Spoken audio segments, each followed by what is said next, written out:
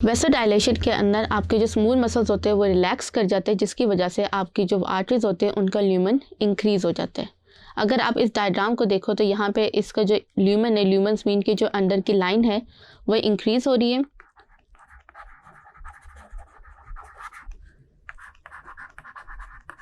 और इसको हम वेसोडाइलेशन कहते हैं।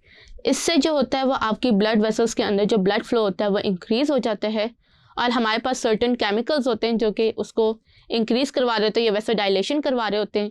तो इसमें हिस्टामिन भी होता है। समटाइम आपकी जो न्यूरॉन्स होती हैं वो वेसोडाइलेशन है वेसो कंस्ट्रिक्शन करवाती हैं। जैसे आपको पता हो कि टेम्परेचर के अंदर जब हाई टेम्परेचर होता है तो आपकी जो फेस की आपकी स्किन जो ब्लड वेसल्स होती हैं वो डायलेट कर जाती हैं, ताकि आपका ब्लड फ्लो ज़्यादा से ज़्यादा हो और हीट को ईजीली एक्सचेंज कर लें। इसी तरह इसका ऑपोजिट जो होता है वो वेसो कंस्ट्रिक्शन होता है। वेसो कंस्ट्रिक्शन जो होता है वो बेसिकली आपकी ब्लड वेसल्स का डायमीटर डिक्रीज हो जाता है, और इसमें भी आपके सर्टेन केमिकल्स जिसमें नॉरएपिनेफ्रिन या आपकी जो न्यूरॉन्स होती है वो एक्ट कर रही होती है।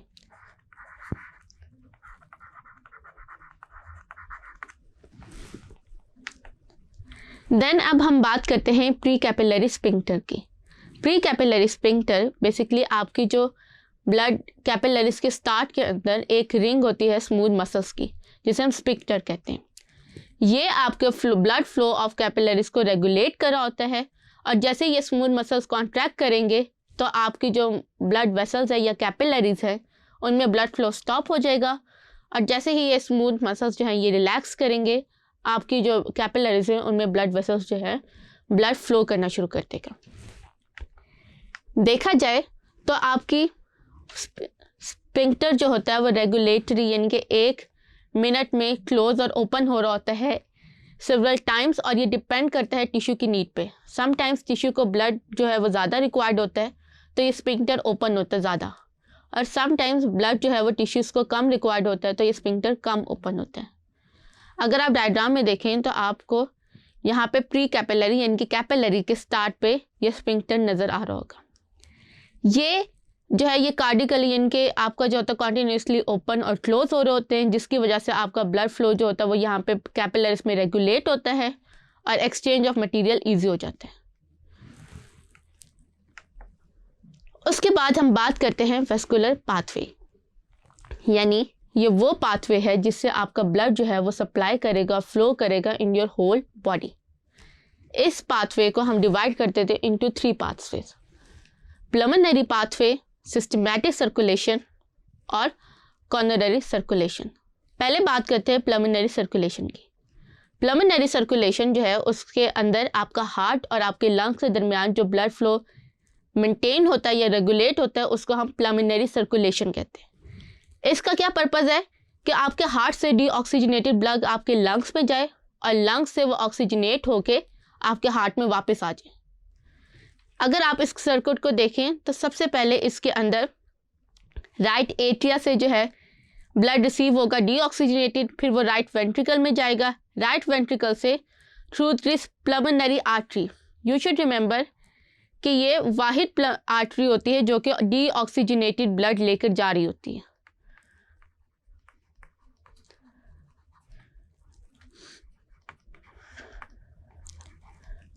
फिर ये जो है ये लंग्स में जाएगा, लंग्स के अंदर ये डिफ्यूजन के थ्रू जो है ये ब्लड ऑक्सीजनेट होगा, वहाँ से ये ब्लड रिसीव करेगा आपका लेफ्ट एट्रियम, और एट्रियम से आपका फिर जाएगा ब्लड लेफ्ट वेंट्रिकल में, और फिर लेफ्ट वेंट्रिकल से आपकी पूरी बॉडी के अंदर ब्लड सप्लाई हो जाएगा। उसके बाद जो हमारे पास सेकंड है वो है systematic circulation. Systematic circulation means कि आपकी पूरी बॉडी के अंदर जो है वो ब्लड सप्लाई हो, और इसी में फिर अगेन आपकी बॉडी के अंदर जो होता है वो आर्टरीज जो होती हैं वो ऑक्सीजनेटेड ब्लड सप्लाई करती है, और वेव्स जो होती हैं वो डीऑक्सीजनेटेड ब्लड को कैरी करती हैं बैक टू योर हार्ट। और आखिर में हमारे पास आ जाती है कॉरोनरी सर्कुलेशन। कॉरोनरी सर्कुलेशन जो होती है ये बेसिकली आपके हार्ट की ब्लड सप्लाई है। जैसे आपके दूसरे ऑर्गन्स को कॉन्टीन्यूसली ब्लड चाहिए होता है, इसी तरह आपके हार्ट को भी सबसे ज़्यादा ब्लड सप्लाई की ज़रूरत होती है, क्योंकि आपका हार्ट 24/7 जो है वो बीट कर रहा होता है और उसे एनर्जी चाहिए। तो अगर आप डायग्राम में देखें तो इसको हम ऑर्टिक साइनस कहते हैं। वेंट्रिकल से, जैसे ही लेफ्ट वेंट्रिकल से जो होता है वो हार्ट आउटा के अंदर ब्लड एंटर होता है, वहाँ पे एक साइनस क्रिएट होता है, यानी एक गेट क्रिएट होता है। वहाँ से left and right coronary arteries जो होती है वो अराइज होती हैं, वो फिर फर्दर डिवाइड होती है इनटू कैपिलरीज में, वहाँ पे वो ब्लड देती है आपके हार्ट मसल्स को, एंड देन जो है वो वेन्यूल्स बनती हैं एंड वेन्स बनती हैं, एंड देन फाइनली ये वेन्स जो है ये आपके राइट एट्रियम में चली जाती है। यहाँ पे आप इसके वर्ड्स को देखें, hepatic mean liver, portal mean the gateway, and system means the whole system. Normally हमें पता है कि जो वेन्स होती हैं वो डायरेक्टली जाती हैं इन योर हार्ट, लेकिन इस केस के अंदर आपके जो डाइजेस्टिव सिस्टम की जितनी भी वेन्स होती हैं वो ब्लड को कलेक्ट करती हैं, और instead of going directly to the heart वो सबसे पहले जाती हैं आपके हेपेटिक यानी कि लीवर के अंदर टू फर्दर प्रोसेस। इसको हम हेपेटिक पोर्टल सिस्टम कहते हैं। इसको अंडरस्टैंड करने के लिए आप इस फ्लो चार्ट को देखें। इसमें आपको नज़र आ रहा होगा कि जो स्मॉल इंटेस्टाइन है वहाँ से ब्लड कनेक्ट होता है इनटू सुपीरियर मेसेंट्रिक वेन, वहाँ से जाता है आपकी लीवर की वेन में। उसके साथ साथ फिर आपकी इंफीरियर मेसेंट्री जो कि लार्ज इंटेस्टाइन से ब्लड कनेक्ट करती है वो, और उसके साथ साथ पैनक्रियास से जो ब्लड कनेक्ट होते हैं इनटू द पैनक्रियाटिक वेव, ये दोनों अपने ब्लड को भेजती है स्प्लीन में, स्प्लीन से वो जाता है स्प्लेनिक वेन में, एंड देन वहाँ से आपका हेपेटिक पोर्टल सिस्टम यानी कि लीवर के अंदर चला जाता है। लीवर के अंदर जाने का इसका वन रीज़न है कि आपके जो डाइजेस्टिव सिस्टम के अंदर जितने भी टॉक्सिक आपके ब्लड के अंदर एंटर हुए हैं उसे प्रोसेस करें,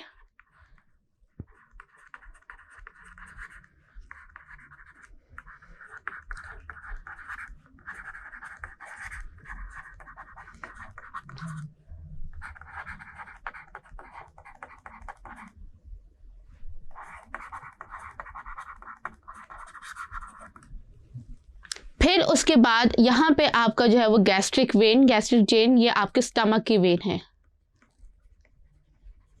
ये सब आपका जो है वो आपकी हिपैटिक इनके लीवर के अंदर अपना ब्लड पोर करती हैं। लीवर के अंदर ये कैपिलरीज पे डिवाइड होता है जिसको हम साइनोसॉइड्स कहते हैं, ये लीवर कैपिलरीज हैं। लीवर कैपिलरीज के अंदर ये ब्लड प्रोसेस होता है, देन ये आपके सेंट्रल वेन जो कि लीवर की वेन है उसमें कन्वर्ट होता है, फिर ये सेंट्रल वेन ज्वाइन होती है to form the hepatic vein. Hepatic vein at the same time आपके गॉल ब्लैडर से थ्रू सिस्टिक वेन ब्लड को भी रिसीव कर रही होती है। देन हेपेटिक वेन आपके इंफीरियर वेना कैवा के अंदर अपने ब्लड को पोर कर देती है। इसके बाद हमारे पास दूसरी सर्कुलेशन होती है, that is the renal circulation. आपको पता है कि आपकी किडनीज के अंदर जो होता है वो ब्लड जो होता है वो प्यूरिफाई होते हैं, और आपके ब्लड के जितने भी टॉक्सिन्स होते हैं या जितने भी केमिकल्स होते हैं या एक्स्ट्रा वाटर होता है उसको ये रिमूव कर देता है। इसको अंडरस्टैंड करने के लिए आप इस डायग्राम को देखें। सबसे पहले आपका ब्लड जो है वो रेनल आर्टरी के थ्रू डिवाइड होगा इनटू इंटरलोबुलर आर्टरी। ये इंटरलोबुलर आर्टरी आपकी यहाँ से ट्रैवल करके फर्दर डिवाइड होगी इनटू आर्क्यूरेट आर्टरी। आर्क्यूरेट आर्टरी जो है ये आपकी इंटरलोबुलर आर्टरी में डिवाइड होगी। देन वो आपके एफेरेंट ग्लोमेरुलस सिस्टम, आपको पता है एफेरेंट ग्लोमेरुलस सिस्टम जो होता है ये बेसिकली आपकी यहाँ पे आपका एफेरेंट ग्लोमेरुलस सिस्टम बनेगा।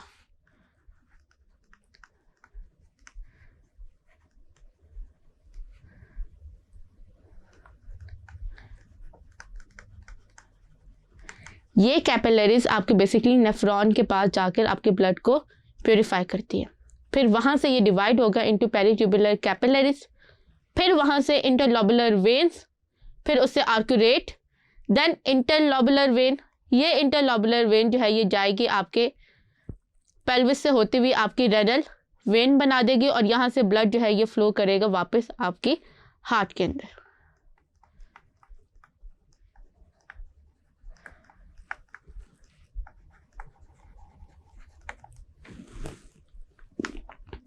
अब हम बात करते हैं ब्लड प्रेशर की। ब्लड प्रेशर बेसिकली ये वो फोर्स होती है जो कि आपका ब्लड एक्सर्ट करता है आपकी ब्लड वेसल्स के इनर वॉल में, और इसको मेजर करने के लिए हम जिस यूनिट को यूज़ करते हैं उसका नाम है मिलीमीटर ऑफ मर्करी, जिसको हम mmHg भी कहते हैं। अगर आपको डायग्राम में देखें तो आपको जो है वो इसमें ब्लड प्रेशर नज़र आ रहा है। और अगेन मैंने आपको बताया था कि जो ऊपर वाला है वो सिस्टोलिक है, जो नॉर्मल 120 होता है। नीचे वाला डायस्टोलिक है जो कि 80 है, उसके साथ आपको एक हार्ट का छोटा सा निशान नज़र आ रहा होगा जिसके साथ 70 बना हुआ है। ये बेसिकली आपके हार्ट बीट को जो है वो कैलकुलेट करते हैं।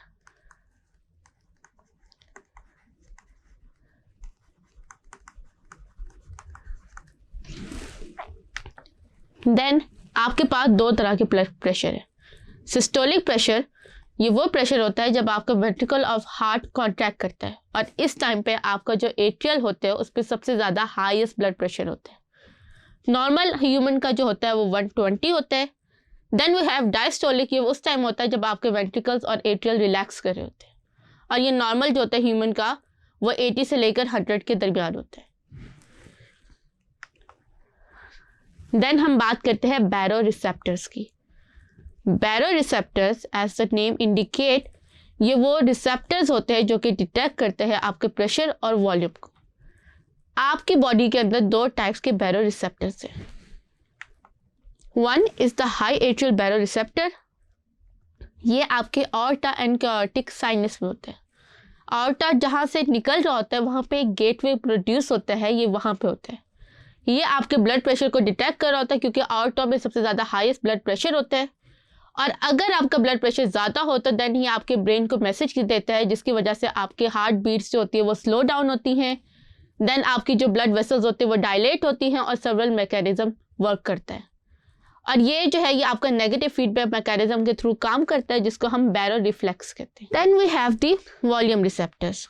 वॉल्यूम रिसेप्टर वो होते हैं जो कि आपके एट्रिया के हार्ट में प्रेजेंट होते हैं, और इनका फंक्शन ये होता है कि आपके ब्लड के वॉल्यूम को डिटेक्ट करें और इंफॉर्मेशन को सेंड करें ब्रेन में। देन हम अब बात करते हैं comparison of the rate of blood flow. अगर आप देखो तो आपके ब्लड के अंदर जो हाईएस्ट वेलोसिटी होती है वो आर्टा में होती है। देन उसके बाद वो फर्दर लो होती जाती है into arteries, arterioles, and then सबसे ज़्यादा लो जो होती है वो कैपिलरीज में होती है। इसका एक एडवांटेज होता है कि ब्लड जितना स्लो होगा उतनी ज़्यादा डिफ्यूजन होगी और आपकी जो है एक्सचेंज ऑफ मटीरियल कैपिलरीज पे होगा।